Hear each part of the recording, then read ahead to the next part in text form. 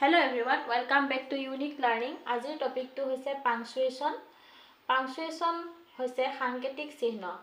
আমি সাংকেতিক চিহ্নবোৰ যেনে কমা, দাৰি, সেমিকলন এইবিলাক যেতিয়া আমি এটা বাক্য লিখোতে ব্যৱহাৰ কৰো, এই যি সাংকেতিক চিহ্ন, এই চিহ্নবোৰকে পাংচুৱেশ্যন বুলি কয়. এই চিহ্নবিলাক আমি সকলোৱে বাক্য লিখোতে ব্যৱহাৰ কৰো. এই চিহ্নবোৰ আমি কম্পিটিটিভ এক্সামবোৰত ইয়াৰ যি নাম থাকে সেই নাম দি পেলাই আহে. তেতিয়া আমি এক্সাম টাইমত যেতিয়া আহে তেতিয়া আমি বিলাক সহজ দেখি টপিকবিলাক নাচাওঁ আৰু এক্সাম টাইমত আমি নোৱাৰা দেখা পাওঁ. গতিকে আহক এতিয়া আমি পাংচুৱেশ্যনখিনি অলপ চাই লওঁ. প্ৰথমটো হৈছে কমা. কমাটো আমি সকলোতকৈ কম সময় বুজাবলৈ কমা ব্যৱহাৰ কৰা হয়. ফুল ষ্টপ কেতিয়া ব্যৱহাৰ কৰে? যেতিয়া সম্পূৰ্ণ বিৰাম বুজাবলৈ ফুল ষ্টপ ব্যৱহাৰ কৰে. এটা বাক্য যেতিয়া লিখি শেষ হয় তাতেই আমি ফুল ষ্টপটো ব্যৱহাৰ কৰোঁ. সেমিকলন.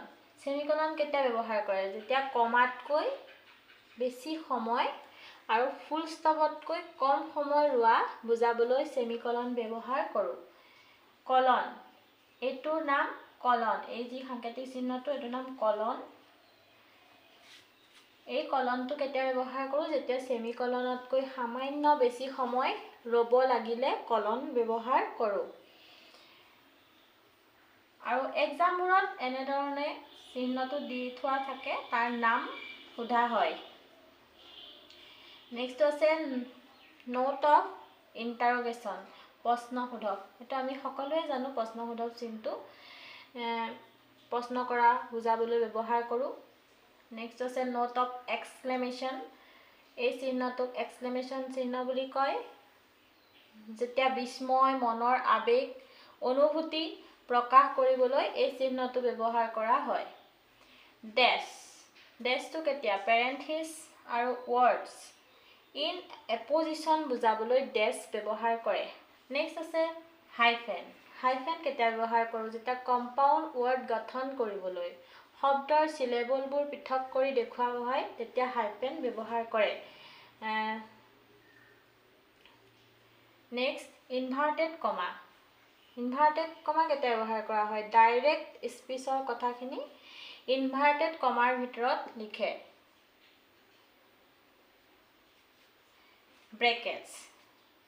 ব্ৰেকেটছবিলাক হৈছে পেৰেণ্থেছিছক পৃথক কৰি দেখুৱাবলৈ এই ব্ৰেকেটছবিলাক ব্যৱহাৰ কৰে. এপষ্ট্ৰফি.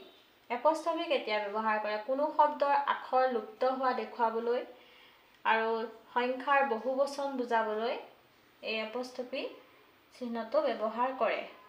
আচলতে আমি সকলোৱে এইখিনি চিহ্ন ক'ত ব্যৱহাৰ কৰে জানো, কিন্তু নাজানা কথাটো হৈছে যেতিয়া এই চিহ্নটো দি পেলাই সোধে যে চিহ্নটোৰ নাম কি, তেতিয়া আমি অলপ